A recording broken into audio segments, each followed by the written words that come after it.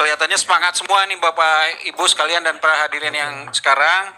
Kami buka sesi untuk terkait dengan masalah untuk honorer dan penyelesaian terkait dengan honorer. Silakan kalau ada yang bertanya. Bapak nomor 1. Tadi yang belum dulu ya, Bapak yang tengah. Ada lagi? Ya, 3. Silakan Pak.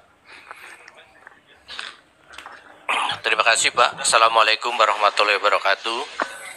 Selamat siang dan salam sejahtera buat kita semua. Saya Hendar dari BKPSDM Kabupaten Tangerang.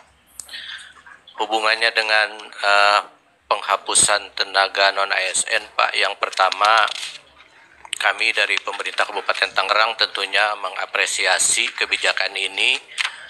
Kalau dilihat dari segi ingin membangun SDM ASN yang profesional, hubungannya dengan penataan karir dan standar rekrutmen dan gaji yang lebih teratur. Cuman masukan barangkali Pak, yang pertama sesuai dengan PP 49 tahun 2018 bahwa waktu untuk penghapusannya itu akhir November 2023. Kalau tidak salah ini berkaitan dengan rangkaian pemilu Pak, yang pemilu 2024. Barangkali ini perlu diperhatikan karena dikhawatirkan bahwa kegiatan atau kebijakan penghapusan tenaga honorer itu akan menjadikan komunitas politik dalam rangkaian pemilu. Terus yang kedua juga kondisi pasca pandemi COVID, di mana pemulihan ekonomi Indonesia sedang berlangsung. Dan kita juga memaklumi bahwa tenaga honorer memberikan kontribusi terhadap kinerja, terutama di pemerintah daerah. Ini akan memberikan efek terhadap jumlah kemiskinan baru seandainya ini dilaksanakan. Di Kabupaten Tangerang perlu dilaporkan Pak bahwa hasil pendataan tenaga honorer sebanyak 8.836 yang terdiri dari 2 kelompok. Yang pertama kelompok THK 2 sebanyak 868 dan yang kedua kelompok tenaga non-ASN sebanyak 7.968. Terus yang berikutnya Bapak masukkan juga bahwa dalam kebijakan pelaksanaan penghapusan non-ASN, seperti kita dengarkan tadi bahwa untuk tahun 2022 itu tidak ada kebijakan pengangkatan PNS, tetapi lebih ke arah kebijakan pengangkatan P3K. Kami mengalami kesulitan yang pertama sesuai dengan peraturan tentang perimbangan keuangan antara pusat dengan daerah yang menyebutkan bahwa alokasi untuk belanja pegawai itu maksimal 30% di Kabupaten Tangerang. Untuk belanja pegawai itu sekarang dengan jumlah PNS 10.000 dan P3K 4.000 lebih itu sudah 29%. Sehingga untuk membuka formasi baru P3K terutama yang strategis yaitu jenis keahlian pendidik dan tenaga kesehatan, kalaupun secara anggaran memungkinkan tetapi secara mekanisme keuangan 30%-nya juga sulit untuk ngambil kebijakan di situ. Sementara kita maklumi bahwa tenaga honor di Kabupaten Tangerang itu sebagian besar sebagai tenaga pendidik, tenaga kesehatan, tenaga kebersihan, tenaga yang mengatur lalu lintas, dan tenaga yang ada di Satpol PP. Semuanya memberikan kontribusi terhadap kinerja pemerintah daerah. Terus yang terakhir Bapak, bahwa mekanisme pengangkatan P3K yang berlangsung adalah melalui seleksi. Tadi juga disampaikan bahwa tenaga honor itu sebagian besar sudah berada di usia yang mungkin menjelang usia pensiun kalau PNS, sehingga kami mengusulkan dari pemerintah daerah Kabupaten Tangerang, seandainya pelaksanaan seleksi dilaksanakan, mungkin ada kebijakan pemberian nilai afirmasi hubungannya dengan usia dan pengalaman melaksanakan honor di salah satu pemerintah daerah. Karena kalau tidak dilaksanakan seperti itu, penyelesaian tenaga honor dalam satu pemerintah daerah tentunya sulit untuk dimaksimalkan karena bisa saja kalah bersaing dengan tenaga-tenaga honor yang lebih mudah yang dari daerah lain. Barangkali itu, terima kasih. Assalamualaikum warahmatullahi wabarakatuh. Waalaikumsalam warahmatullahi wabarakatuh. Terima kasih Bapak Endar, kami sudah catat. Silakan tadi yang bertanya Bapak yang di sebelah tengah. Ya, operator minta tolong.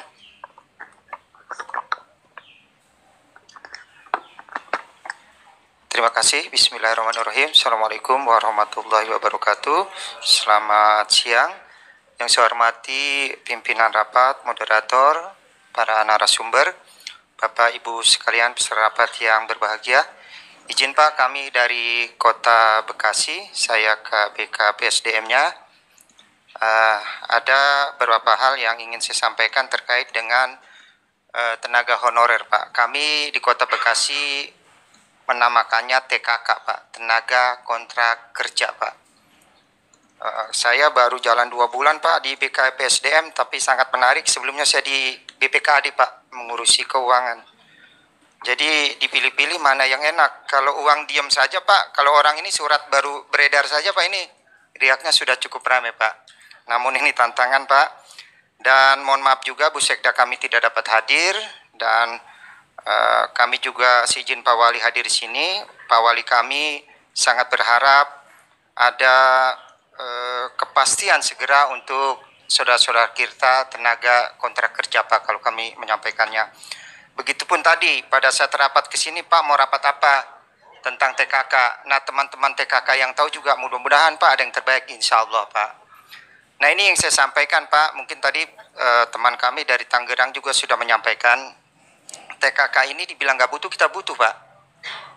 Butuh Pak. Contoh saja Pak, di kami ini Satpol, Dishub, LH, rata-rata TKK Pak.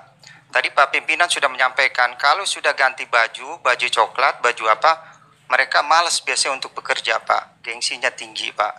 Seperti itu. Makanya ya itu tadi, timbul lagi seperti itu Pak. Dan untuk Kota Bekasi kami sampaikan Pak, kami punya 13.200 Pak, yang sudah P3K Pak ini kurang lebih 1.600 Pak, dan sudah didata di BKN Pak ini 10.000 sekian Pak. Jadi yang ingin kami sampaikan di sini Pak, solusi tadi salah satunya ada outsourcing Pak. Kalau kita baca di situ hanya untuk pramusaji Pak, untuk sopir, OB dan sebagainya. Ini mungkin bagi Kota Bekasi tidak mampu menyelesaikan permasalahan TKK Pak. Kalau saya boleh bersaran Pak, ini ada kebijakan tadi pimpinan sudah menyampaikan akan melaporkan ke Pak Presiden. Serahkan saja kepada pemerintah daerah sepanjang daerah mampu sesuai dengan anggarannya Pak. Ini mohon maaf sebelumnya Pak. Terus juga Pak, pimpinan tadi menyampaikan untuk 2023 sudah besok Pak. Kami di Kota Bekasi Pak, ini bukan mengangkat tapi menggunakan tenaga kontrak kerja yang ada. Per 2 Januari nanti kami keluarkan lagi SK-nya sampai kapan? Sampai tanggal 28 November 2023 sesuai dengan surat edaran Pak. Ini pun sudah rame Pak. Pak, kami kok sampai sana? Ya sabar, sambil menunggu ada kebijakan yang baru dari pemerintah pusat. Yang perlu kita sikapi Pak, bagaimana 2024? Karena pada saat Januari nanti pemerintah daerah sudah bergulir penganggaran APBD 2024 mulai dari Musrenbang. Terkait juga penganggaran TKK ini atau honor ini juga harus masuk ke SIPD Pak. Kalau ini tidak masuk, maka pada saat pembahasan di minggu kedua nanti Agustus disampaikan ke Dewan tidak ada, juga ini menjadi si malakama Pak. Artinya juga ini harus kita sikapi. Makanya pemerintah Kota Bekasi juga punya kebijakan untuk tahun 2024 kami tetap menganggarkan terkait dengan tenaga kontrak kerja atau honor Pak. Karena kenapa? Kami sambil berharap di pertengahan 2023 ini ada kebijakan yang memang solusinya cukup baik. Ayo lanjutkan tapi dengan aturan bla bla bla seperti itu Pak. Nah kalau kami tidak menganggarkan di 2024 tiba-tiba dari pusat ada kebijakan yang memang menguntungkan bagi daerah, juga bahaya bagi kami karena rumahnya kami belum siapkan. Seandainya pun baiknya pusat tetap tidak menganggarkan, ya nanti pada saat Agustus, pada saat pembahasan APBD 2004, kami tinggal mengeluarkan anggaran dari kegiatan TKK ini Pak. Jadi harapan kami adalah ini Pak, TKK khususnya di pemerintah Kota Bekasi masih dibutuhkan, dan kami berharap ini juga tahun politik yang perlu kita sikapi bahwa pimpinan kami tidak birokrat murni Pak, separuh badannya adanya politik Pak. Sedangkan kami ini birokrat murni Pak. Kalau bicara saklek, undang-undang aturannya jelas Pak. Tapi kan kami punya pimpinan yang badannya itu tadi Pak. Nah ini yang harus kita siapi. Harapan kami adalah dari pimpinan kami, mudah-mudahan terkait dengan TKK atau honorer ini masih diberi kesempatan, karena memang Pak tidak munafik kami atau semua kita, mereka hanya kurang beruntung Pak. Hanya kurang beruntung dari kami-kami ini yang sekarang mungkin jadi ASN, yang jadi P3K. Contoh kami pada saat kami di BPKAD Pak, itu tenaga kontrak kerja mumpuni Pak. Di akuntansi dia mumpuni, di perben dia mumpuni Pak. Memang rezekinya saja Pak. Ya kan, yang memang ya miliknya sajalah, tidak mungkin belum baik, belum beruntung seperti kita Pak. Kalau P3K juga tadi sudah menyampaikan Pak, apakah pusat juga nanti dananya mencukupi kalau semua P3K kaitannya dengan DAU dan sebagainya Pak. Jadi sekali lagi poin yang disampaikan adalah kami sangat berharap untuk secepatnya mungkin di bulan-bulan Januari, Februari, paling lama Maret, pada saat berproses ini anggaran 2024 ada kebijakan terkait dengan tenaga kontrak kerja atau honorer ini Pak. Terima kasih, lebih kurang maaf. Assalamualaikum warahmatullahi wabarakatuh.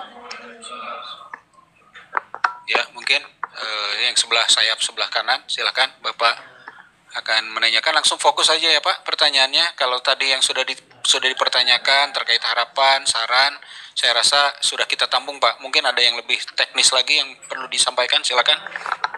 Oke, terkait dengan tingkat opsi Pak yang tadi disampaikan. Opsi yang, kalau saya ingin menambah opsi yang keempat Pak.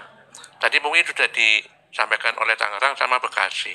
Sehingga opsi yang keempat, tadi opsi pertama kan diangkat semuanya, yang kedua diberhentikan semuanya, kemudian yang ketiga adalah diangkat secara bertahap sesuai dengan kebutuhan. Karena pada saat diangkat sesuai kebutuhan juga, pastinya berimbas pada anggaran di APBD. Kemungkinan APBD kita juga mungkin pengalaman kemarin ada pengadaan PDKK juga yang habis untuk menggaji PDKK. Sehingga yang keempat, opsi yang keempat perlu diatur Pak, terkait dengan tenaga non-ASN, misalkan dengan kontrak kerja atau apa namanya ya Pak. Karena pada saat misalkan ada penghapusan tenaga non-ASN, pastinya terjadi kegaduhan di daerah. Tadi sudah banyak disampaikan oleh Tangerang menjelang pemilu 2024, sehingga nanti bertambah polemik di daerah. Saya kira itu, terima kasih. Assalamualaikum warahmatullahi wabarakatuh. Waalaikumsalam warahmatullahi wabarakatuh. Terima kasih. Ada lagi? Bapak Ibu sekalian, bonus nih 4 penanya terkait dengan honorer. Oh, ada. Sebentar Bu, yang ini sudah ngangkat mic. Bolehlah nanti ini sapu bersih ya, berarti ada 1, 2, 3. Nanti monggo silakan. Ya. Karena isinya kelihatannya sama nih. Ayo, silakan Pak. Terima kasih. Assalamualaikum warahmatullahi wabarakatuh. Selamat siang dan salam sejahtera bagi kita semua dari Kota Tangerang Selatan Pak. Saya Fuad, Kepala BKPSDM. Intinya mungkin sama Pak. Saya ingin memberikan gambaran di Tangsel itu jumlah pegawai negeri sipilnya cuma 4.800. P3K-nya baru ditambah 1.200 kemarin. Berdasarkan Anjap ABK kami, kebutuhan pegawainya itu 23.000. Jadi bisa dibayangkan gap antara kebutuhan dengan kondisi pegawai yang ada. Kami pernah meminta tambahan pegawai PNS, tadi disampaikan memang tidak ada kuotanya. Kemudian minta P3K pun kuotanya kemarin baru dikasih yang nakes sama guru. Nah, harapan kami tadi disampaikan 3 opsi, sama dengan yang dari Bekasi dan Kabupaten Tangerang tadi disampaikan. Mohon segera dibuat keputusan, itu saja. Kenapa? Karena kami menghadapi penganggaran, mekanisme penganggaran yang harus segera dirancang apapun itu keputusannya. Misalnya kami di Kota Tangerang Selatan dengan pegawai yang seperti itu tadi, kebijakan dari pusat ya sudah diberhentikan semua, ya sudah. Berarti kami ya mohon maaf dengan pegawai yang 4.800 harus melaksanakan pekerjaan yang harusnya ditangani oleh 23.000 orang. Saya tidak tahu akan seperti apa. Kemudian kalau misalnya diangkat semua, silahkan disampaikan, kemudian mekanisme pembayaran penghasilannya seperti apa, jadi kami bisa merancangnya di dalam PAPBD. Karena terus terang Pak, selama saya di BKPSDM, bahasa ininya lelah kami Pak. Hampir setiap minggu ada saja orang datang, Pak gimana nasib kami, Pak tahun depan saya jadi apa. Belum lagi yang dari tanda kutip meminjam tangan dari yang terhormat, kemudian LSM, wartawan. Jadi kami akhirnya energi kami terus terang banyak terkuras menjawab pertanyaan-pertanyaan terkait dengan status non-ASN yang di kami disebut dengan TKS, Tenaga Kerja Sukarela. Nah ini mohon diberi kesempatan kami untuk menjelaskannya seperti apa. Apakah akan diberhentikan langsung, apakah diangkat semua tanpa tes atau diangkat secara bertahap, seperti apa. Jadi kami enak ketika memberikan jawaban, karena terus terang tidak akan pernah berhenti mereka bertanya sepanjang belum ada kepastian dari para pengambil kebijakan. Terima kasih. Assalamualaikum warahmatullahi wabarakatuh. Waalaikumsalam warahmatullahi wabarakatuh. Terima kasih sudah kami catat. Yang terakhir mungkin Bapak, silakan. Mudah-mudahan pertanyaannya beda ya Pak. Ya, silakan Pak. Bismillahirrahmanirrahim. Terima kasih Pak atas kesempatannya. Mungkin saya dari Kabupaten Bekasi Pak. Mungkin teknis Pak, biar cepat nih. Soalnya udah siang juga nih ya. Intinya Pak, bagaimana terkait dengan tenaga non-ASN di Kabupaten Bekasi ya, atau di seluruh daerah, untuk sekarang kan udah sampai mau akhir tahun Pak. Sedangkan untuk terutama untuk yang wajib Pak, wajib itu ya tenaga kesehatan, guru yang memang harus mengajar. Apabila mereka kontraknya tidak diperpanjang, murid-murid siapa yang ngajar Pak? Banyak pertanyaan dari Dinas Pendidikan, apakah boleh kami mengangkat kembali mereka? Sedangkan aturan yang tadi 30 November 2023 terakhir, akan kalau mereka melakukan kontrak akan mendapatkan sanksi administrasi. Nah itu yang akhirnya mereka takut Pak. Kalau memang itu tidak bisa, mereka belum ada jawaban, nanti anak-anak itu siapa yang mau ngajar Pak? Itu aja Pak mungkin pertanyaannya intinya. Apakah mereka masih boleh membuat kontrak dengan tenaga non-ASN atau memang tidak, sambil menunggu tadi rancangan dari pusat terkait dengan penyelesaian tenaga non-ASN. Mungkin itu aja Pak. Terima kasih. Terima kasih Ibu. Ya terakhir Bu, khusus untuk Ibu bonus terakhir. Tidak ya, silakan. Tapi mudah-mudahan pertanyaannya beda ya Bu ya, karena tadi sudah kami rangkum. Ya silakan nih Ibu yang terakhir. Silakan Bu Nina. Baik Pak, terima kasih. Ini yang terakhir dan hanya satu pertanyaan yang saya pikir memang penting sekali saya pertanyakan di sini. Kami di Depok kan ada buka RSUD baru nih Pak, gitu ya. BLUD otomatis kan membutuhkan tenaga nih Pak. Dari PNS kita tenaga kesehatan kurang, medisnya kurang gitu ya, karena satu rumah sakit pasti butuh banyak PNS. Sementara PNS kita di Depok hanya 6.000 200-an. Non PNS kita 7.000, sekitar 7.000 lebih lah, lebih banyak non PNS-nya. Nah, kita kan akan merekrut nih Pak untuk non PNS gitu ya, karena ini kebutuhan mendasar pelayanan kesehatan. Ini gimana nih kebijakannya Pak? Gitu yang ingin saya sampaikan seperti itu barangkali. Itu aja Pak. Karena kalau terus terang kalau rumah sakit baru pakai biaya blood belum bisa gitu ya. Ini rumah sakit baru pelayanan dasar. Kalau pakai biaya blood belum bisa Pak. Blood itu 5 tahun ke depan baru bisa membiayai diri sendiri. Untuk puskesmas bisa Pak. Itu barangkali Pak. Makasih. Baik, terima kasih Ibu yang terkait dengan masalah BLU khusus ya. Baru minggu kemarin dipimpin Pak Deputi yang merapatkan terkait dengan BLU, nanti kami update nanti informasinya. Baik, Bapak Ibu sekalian, para hadirin yang berbahagia, baik online maupun offline, ini ada pertanyaan. Yang pertama kebanyakannya saran. Yang saran-saran terkait dengan masalah batas waktu honorer, terkait juga dengan harapan-harapan segera supaya diputuskan, ada kepastian. Yang kedua juga saran supaya nasibnya juga dipertimbangkan karena masalah ekonomi, masalah lagi dan seterusnya ya. Kebanyakan ini saran, nanti akan dikomentari. Cuman ada yang satu teknis yang saya rasa penting untuk dijawab oleh teman-teman Menpan. Terkait dengan masalah statusnya honorer sekarang itu, kalau dengan melihat Permenpan B1511 itu kan PPK dilarang untuk mengangkat honorer. Nah, sementara biasanya honorer itu pengangkatannya regulernya setahun sekali. Nah, Bapak Ibu sekalian, sekarang pertanyaannya, apakah nanti per Januari itu PPK itu bisa mengangkat kembali nggak yang tahun 2022 ini? Nah, pengguna anggaran ya Pak, ya pengguna anggaran, oke lah. Yang honorer itu macam-macam tuh yang angkat, yang larangannya PPK kan nggak boleh ngangkat Pak, tetapi yang tanda tangannya macam-macam Pak. Di kami sendiri yang ngangkatnya PPK dalam arti pejabat pembuat komitmen. Kalau pusat pejabat pembuat komitmen Pak.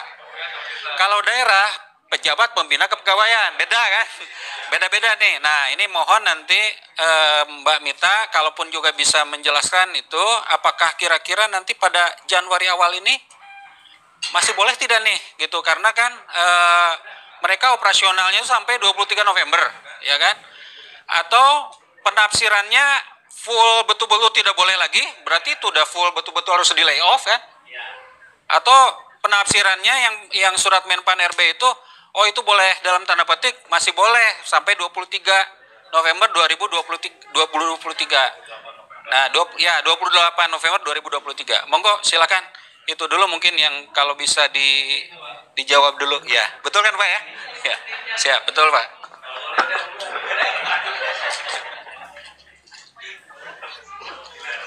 Terima kasih Bapak Ibu. Oke, baik, terima kasih Bapak Ibu. Mungkin ini semua masukannya sudah saya catat begitu ya. Ada kan kedengaran suaranya?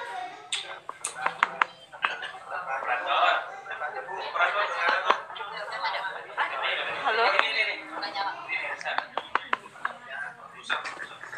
Tes. Nah, ini.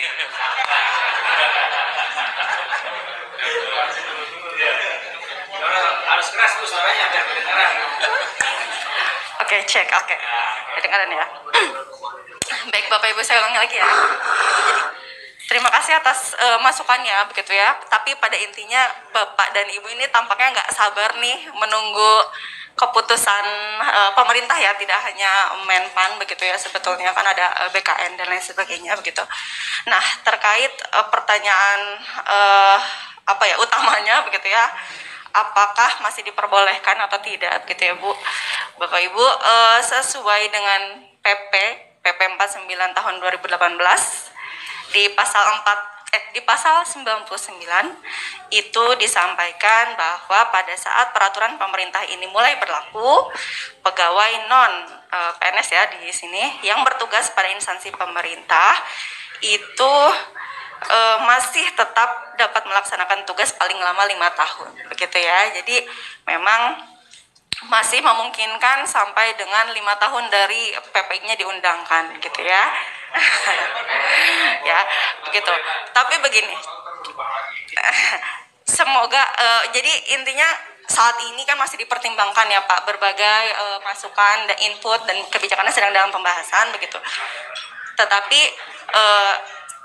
sampai sejauh ini kebijakan yang akan dilaksanakan tentu saja masih merujuk pada pasal tersebut gitu ya.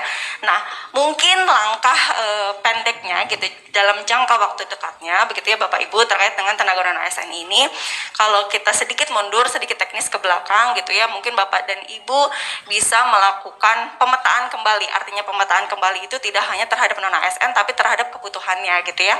Jadi seperti apa sih kebutuhan realnya?